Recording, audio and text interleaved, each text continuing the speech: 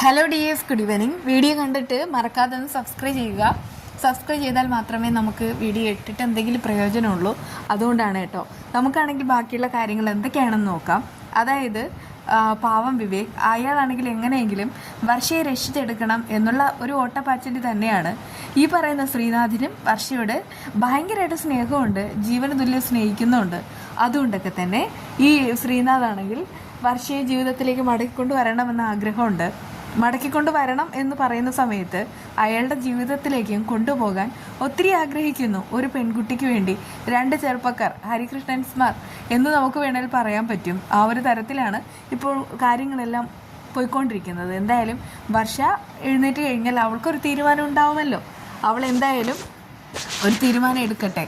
യാമിനി ഡോക്ടറുടെ അടുക്കൽ കൊണ്ടുപോയിട്ട് വർഷയെ ചികിത്സിപ്പിക്കണം എന്ന് തന്നെയാണ് വിവേക് ഇപ്പോൾ നന്നായിട്ട് തന്നെ ആഗ്രഹിക്കുന്നത്. വിവേകിൻ്റെ ആഗ്രഹം നടക്കട്ടെ എന്ന് നമുക്കും ആഗ്രഹിക്കാം. പക്ഷേ ഇവിടെ അവളെ കൊണ്ടുപോയി കഴിഞ്ഞാൽ അവൾക്ക് ഒരുപാട് മാറ്റങ്ങളുണ്ടാവും. അവളുടെ ദേഹത്ത് ഇൻജെക്റ്റ് ചെയ്ത മരുന്ന് ഏതാണെന്ന് കണ്ടുപിടിക്കാൻ കഴിയുമെന്നെല്ലാം ശരത്തിനും കൂട്ടുകാർക്കും മനസ്സിലാവാണ്. അവരുടെ ബിസിനസ് പൊട്ടിപ്പൊളിഞ്ഞ് നാശമാവാൻ പോകുന്നുണ്ട്. അതിന് കാരണം ആ പുതിയ നിരഞ്ജന തന്നെയാണ്.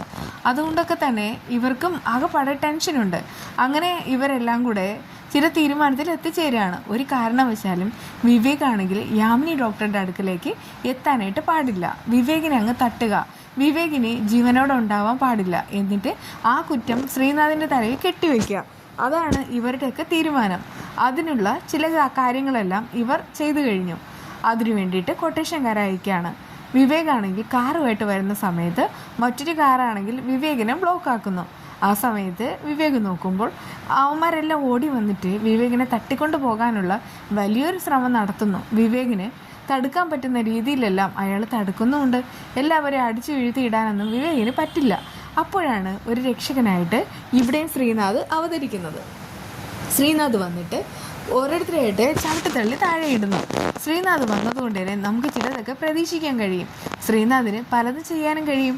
ശ്രീനാഥും ഈ വിവേകും എപ്പോഴും ഒരുമിച്ചിരിക്കണം. രണ്ടുപേരും തന്നെ എപ്പോഴും ഒരുമിച്ച് നിൽക്കുമ്പോൾ നമുക്ക് വല്ലാത്തൊരു സമാധാനമാണ്. ഇതിപ്പോൾ ഒരാൾ വില്ലനും ഒരാൾ നായകനും ആയാൽ ഒരു രസം ഉണ്ടാവില്ല. പ്രത്യേകിച്ച് ഈ ഒരു ശത്രുത വീണ്ടും വീണ്ടും ഒരു പെണ്ണിന് വേണ്ടി വളർന്നുകൊണ്ടേയിരിക്കും.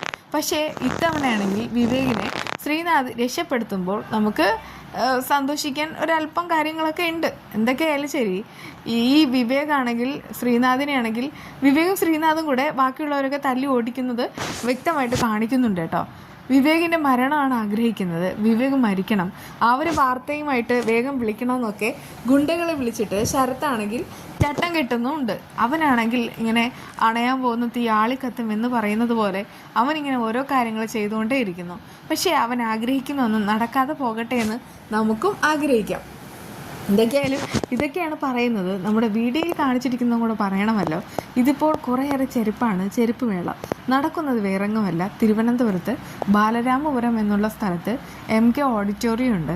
അവിടെയാണ് ഈ ഒരു ചെരുപ്പ് മേള നടത്തുന്നത്. അതായത് കുറേയേറെ തമിഴരാണ് സേലത്ത് നിന്ന് വന്നിട്ട് ഈ ഒരു ചെരുപ്പ് മേള ഇവിടെ നടത്തുന്നത് തന്നെ. വളരെയധികം അടിപൊളി കളക്ഷൻസാണ് കേട്ടോ. വളരെയധികം വിലയും കുറവാണ്. അതായത് 100 രൂപ മുതൽ ഇവിടെ ചെരുപ്പുണ്ട്. 600 രൂപയ്ക്ക് വരെയുള്ള ചെരുപ്പുകളുണ്ട് കേട്ടോ. അടിപൊളി ചെരുപ്പുകളാണ്. ട്രിവാൻഡ്രത്തൊക്കെ താമസിക്കുന്നവർക്ക് ഇവിടേക്ക് പോകാൻ അത്ര വലിയ ദൂരമൊന്നുമില്ല. അവിടെ പോയി കഴിഞ്ഞാൽ വളരെ ലാഭത്തിനുള്ള ചെരുപ്പുകൾ കിട്ടും. ഏകദേശം ബാലരാമപുരം, കാട്ടാക്കട അങ്ങനെ കുറേയേറെ സ്ഥലത്തുള്ളവരുണ്ടല്ലോ, അവർക്കൊക്കെ കൂടുതലായിട്ട് എളുപ്പമായിരിക്കും. എന്തൊക്കെയായാലും ഇത് കുറച്ച് പേർക്കെങ്കിലും ഒരു സഹായകരമായിരിക്കട്ടെ എന്ന് കരുതിയിട്ടാണ് ഞാൻ ഈ വീഡിയോ ഇടുന്നത്. നമുക്ക് വിശേഷങ്ങളായി കാണാം. അപ്പോൾ എല്ലാവരും എന്നെ ഒന്ന് സഹായിക്കണം, സബ്സ്ക്രൈബ് ചെയ്യണം. നിങ്ങളുടെ ഒരു സപ്പോർട്ട് മാത്രമാണ് മുന്നോട്ട്